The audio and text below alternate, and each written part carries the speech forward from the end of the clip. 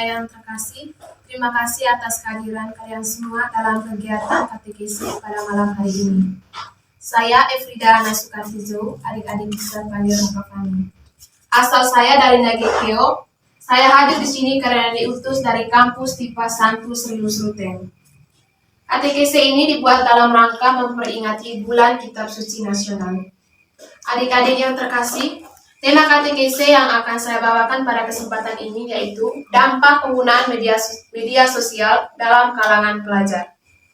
Diangkatnya tema katekese pada kesempatan ini, pertama-tama mengajak kita untuk menyadari penggunaan media sosial yang dapat mempengaruhi aspek-aspek kehidupan, terutama dalam dunia pendidikan.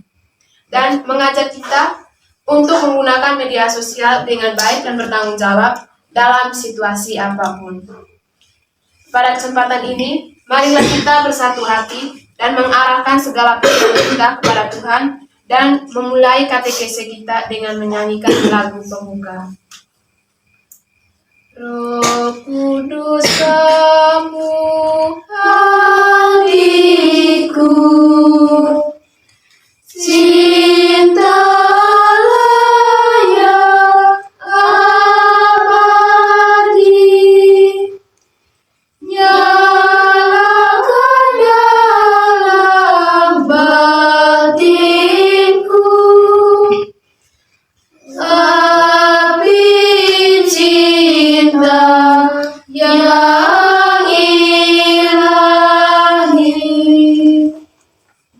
dalam nama Bapa dan Putra dan Roh Kudus. Kita berdoa. Allah Bapa dalam kerajaan surga, puji dan syukur kami haturkan kehadirat-Mu atas berkat dan perlindungan-Mu sepanjang hari ini, sehingga pada kesempatan ini kami dapat berkumpul lagi di tempat ini untuk mengikuti kegiatan katekesi kami dalam keadaan sehat walafiat. Kami mohon ya Bapa, turunlah Roh Kudus-Mu ke atas diri kami, sehingga kami dapat memahami dengan lebih dalam tentang ajaran-ajaran-Mu dan menghidupkannya dalam kehidupan kami sehari-hari. Dan semoga dengan tema katekesi yang kami dalami pada kesempatan ini, mampu menyadari kami semua, dan sehingga kami mampu membedakan tindakan yang baik atau yang bersifat positif dan negatif, terutama dalam penggunaan media sosial. Semua doa dan permohonan ini kami haturkan kepadamu dengan pengantaran Kristus Tuhan kami. Amin. Baik adik-adik, kegiatan kita selanjutnya yaitu melihat dan mendalami situasi konkret. Di sini kakak sudah sediakan sebuah cerita, nanti kita nonton bersama ceritanya.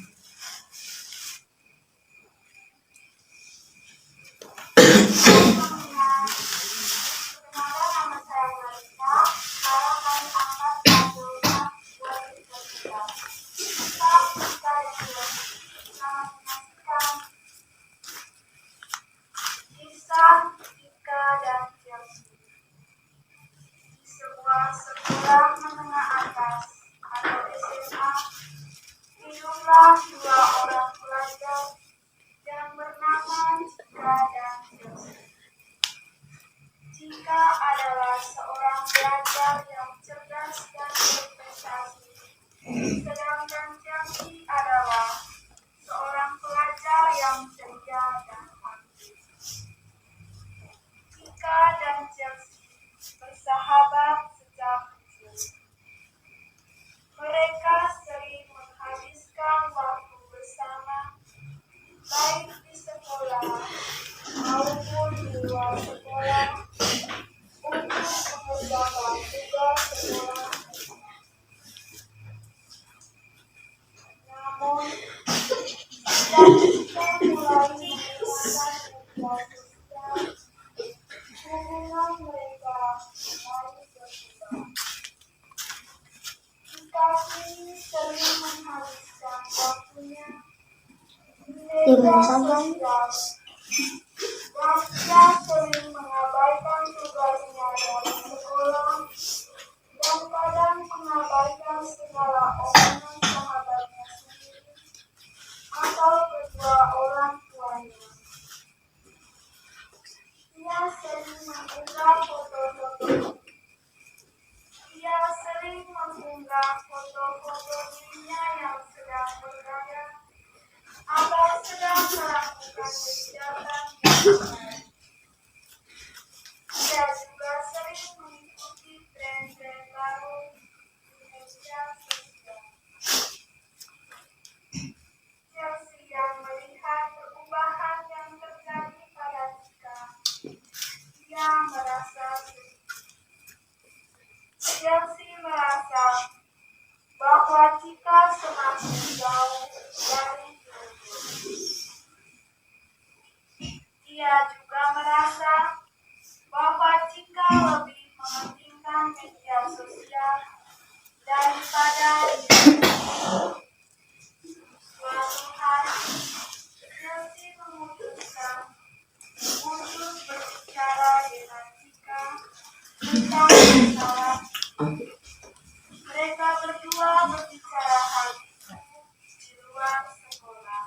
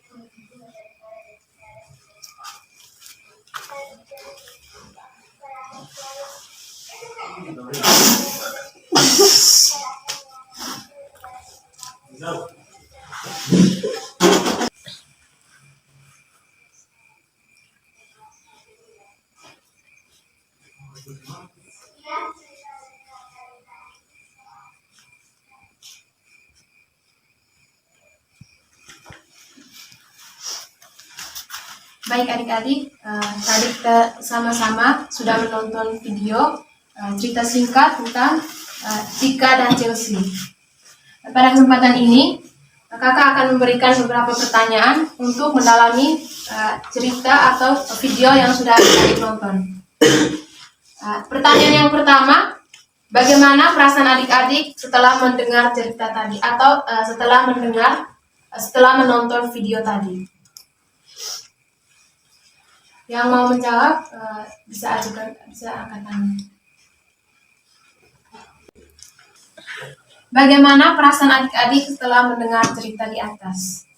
Saya ingin menjawab, setelah saya menonton video yang kami nonton tadi tentang kisah Cika dan Chelsea, saya merasa sedih karena media sosial, hubungan persahabatan mereka berdua menjadi tercerai-berai karena Cika lebih mementingkan media sosial daripada Chelsea. Itu saja dari saya.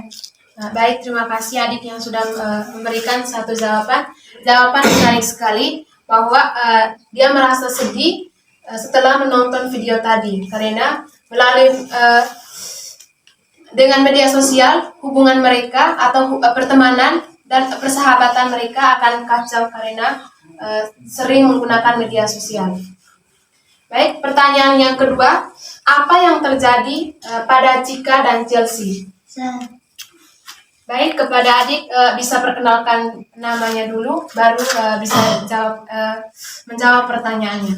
Baik, perkenalkan nama saya Urban Sudi Putra Aqua, biasa dipanggil Urban. Saya akan menjawab soal nomor 2. Dari cerita di atas, Cika mulai menggunakan media sosial secara berlebihan dan Chelsea merasa dirinya sudah tidak diprioritaskan lagi. Itu saja. Baik, terima kasih kepada Adik Purka yang sudah bisa menjawab pertanyaan nomor 2, yaitu jika mulai menggunakan media sosial secara berkelebihan dan Chelsea merasa dirinya tidak diprioritaskan lagi oleh temannya atau sahabatnya sendiri. Baik, pertanyaan nomor 3 yaitu apa dampak penggunaan media sosial secara berlebihan pada Cika? Terima kasih atas waktu dan kesempatan diberikan kepada saya. Perkenalkan, nama saya Elizabeth Bude, biasa dipanggil Liz. Cika menjadi lebih sibuk dengan media sosial dan ia sering mengabaikan tugas dari sekolahnya dan ia juga mengabaikan omongan kedua orang tuanya. Baik, terima kasih kepada Adik Liz yang sudah menjawab pertanyaan nomor 3. Jawabannya itu jika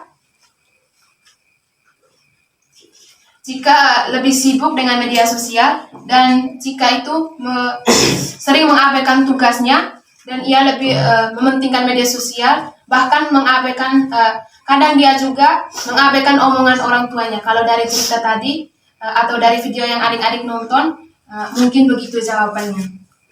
Baik, kakak akan melanjutkan pertanyaan nomor 4, yaitu apa yang dirasakan Chelsea dan apa yang dilakukan Chelsea untuk mengatasi masalah ini? Saya. Baik adik, pada kesempatan saya berikan.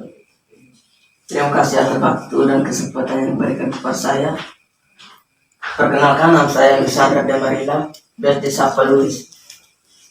Chelsea merasa sedih dan merasa Cika semakin jauh dari dirinya dan lebih mementingkan media sosial. Dan cara untuk mengatasi masalah ini, Chelsea mulai berbicara dengan Cika tentang masalah yang terjadi dan Cika diminta untuk tidak menggunakan media sosial secara berkelebihan. Baik, terima kasih kepada adik Luis yang sudah bisa menjawab pertanyaan nomor 4. Jawaban dari nomor 1 sampai nomor 4 itu sangat menarik. Itu sesuai dengan video yang adik-adik nonton tadi. Mungkin memang adik-adik nontonnya dengan serius, maka bisa menjawab semua pertanyaan. Baik, pertanyaan yang kelima itu mungkin apakah adik-adik semua punya cerita atau pengalaman yang sama seperti video atau cerita yang sudah adik-adik nonton tadi? Baik, terima kasih adik. Bisa perkenalan dulu. Perkenalkan, nama saya Walid Dus Enam Pusa, biasa disapa Del. Baik, atas kesempatan yang diberikan kepada saya akan menceritakan pengalaman saya tentang cerita tadi. Contohnya seperti teman saya sendiri, dulu itu kami sering bersama-sama, tapi sekarang dia sudah sibuk dengan kerjanya. Dia sering menggunakan media sosial dan dia juga sudah malas mengerjakan tugas-tugasnya. Tetapi saya sendiri sebagai temannya terus mengajak dia untuk kurangi gunakan media sosial. Baik, hanya itu saja dari saya. Baik, terima kasih kepada adik Del yang sudah men-sharingkan pengalamannya bahwa dia juga merasakan hal yang sama seperti Chelsea tadi, bahwa dia mempunyai teman, tetapi temannya itu dulunya mereka sering sama-sama, tetapi setelah menggunakan media sosial, temannya itu sering mengabaikan. Pokoknya ceritanya seperti kalau adik-adik sudah dengar cerita dari teman Del tadi, mirip sekali dengan cerita yang sudah adik-adik nonton tadi. Baik, terima kasih adik ya. Langkah selanjutnya adik-adik yaitu sedikit penegasan dari kakak berkaitan dengan cerita dan jawaban-jawaban yang sudah adik-adik berikan. Baik, penggunaan media sosial dapat memberi dampak positif dan dampak negatif. Dampak positifnya, media sosial dapat digunakan untuk berkomunikasi, belajar, dan mendapatkan informasi. Tetapi juga penggunaan media sosial dapat memberikan dampak negatif, seperti mengurangi interaksi sosial dengan orang lain, meningkatkan risiko kecanduan, meningkatkan risiko penyebaran informasi yang tidak benar. Baik adik-adik, dengan media sosial itu seperti tadi, yaitu kita mengabaikan teman kita, padahal yang teman itu yang dari dulu dengan kita. Sebelum kita mempunyai HP itu kita sudah setidaknya kita sudah mempunyai teman.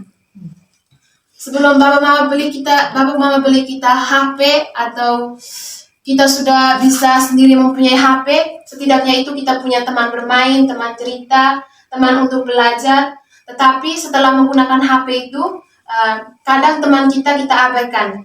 Kadang pekerjaan rumah kita abaikan, tugas-tugas sekolah pun kita abaikan. Baik, oleh karena itu adik-adik, penting untuk menggunakan media sosial secara bijak. Kita bisa tentukan batas waktu penggunaan media sosial. Hindari penggunaan media sosial saat belajar. Saat adik-adik belajar itu, setidaknya HP-HP atau media sosial yang adik-adik rasa bahwa itu mengganggu kegiatan belajar adik-adik, sebaiknya dihindari. Dan berikut terdapat beberapa ciri, tips dan cara untuk menggunakan media sosial secara bijak. Yang pertama itu, tentukan batas waktu penggunaan media. Sebaiknya kita menggunakan media palingan satu hari itu dalam waktu 2-3 jam atau dalam waktu istirahat saja. Yang kedua, hindari penggunaan media sosial saat belajar atau mengerjakan tugas. Seperti yang sudah dijelaskan tadi, bahwa kita harus utamakan, terutama kita sebagai pelajar, utamakan kita punya tugas daripada kita harus walaupun dalam sementara kerja tugas harus pegang HP begitu. Maksudnya kalau pegang HP yang untuk cari informasi-informasi yang berkaitan dengan tugas itu boleh. Tetapi kalau harus buka HP, harus balas chat begitu, itu setidaknya kita harus kurangi hal-hal yang seperti itu. Yang ketiga itu, gunakan media sosial untuk hal-hal yang bersifat positif, seperti berkomunikasi, belajar bersama, dan mendapatkan informasi-informasi penting, baik dari Google atau dari sumber-sumber lainnya, kalau yang merasa itu penting. Dan yang keempat itu, selalu berhati-hati dengan informasi yang beredaran di media sosial. Kadang kita juga kadang ada notifikasi yang tidak baik yang muncul di HP-nya kita di saat kita online. Itu juga termasuk informasi, kadang juga muncul informasi-informasi yang tidak baik.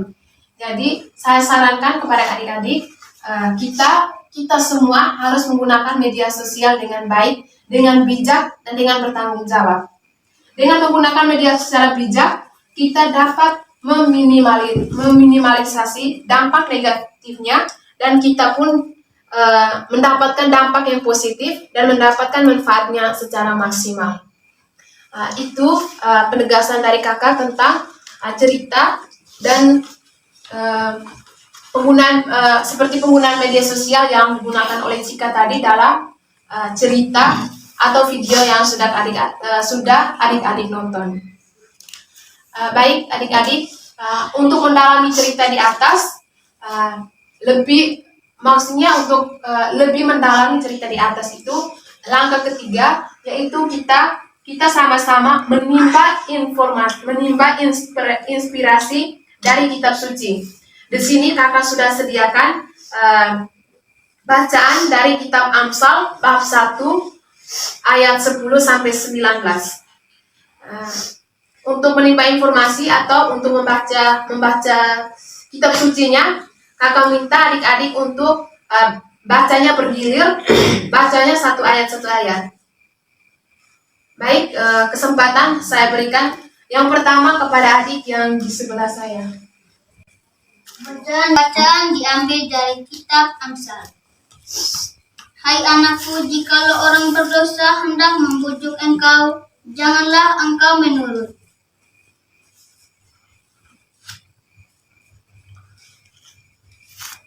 Biarlah kita menelan mereka hidup-hidup seperti dunia orang mati, bulat-bulat seperti mereka yang turun ke lingkaran kubur.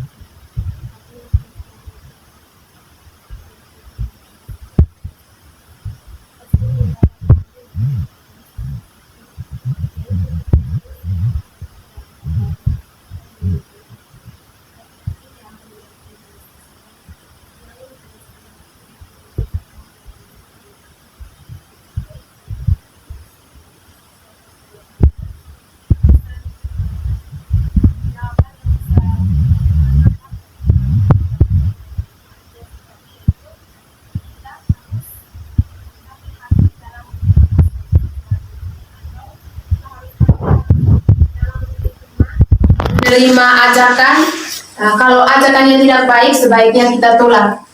Sebelum kita menerima atau setelah kita mendengar ajakan dari teman, setidaknya kita harus berpikir dulu bahwa itu yang baik atau yang tidak baik bagi diri kita.